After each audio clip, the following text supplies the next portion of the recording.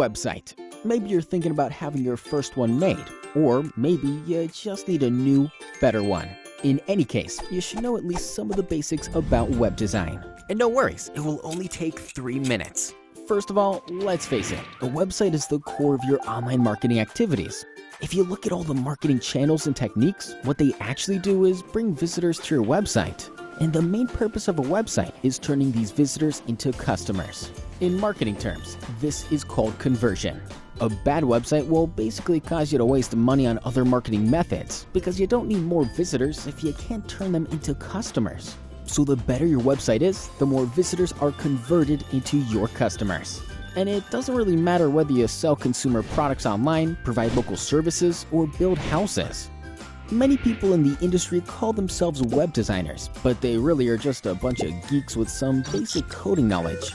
Of course, without much planning, they will pretty quickly create a website for you with lots of information, photos, contacts. But the question is that the way to turn the visitors into your customers? Is that what you need?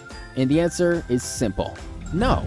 What you have to do is look for someone serious about web design. Well, that's where we come in. This is how we make websites, by following the 7-phase web design process. Phase 1.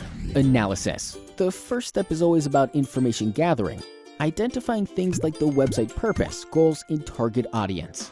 Phase 2.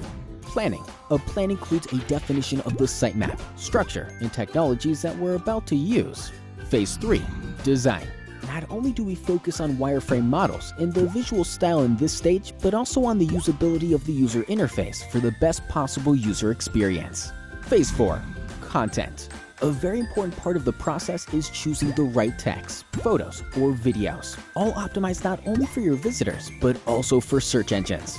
Phase 5. Development. Here, we actually create the website using the hypertext markup language and cascading style sheets with some help from databases and other technologies as well.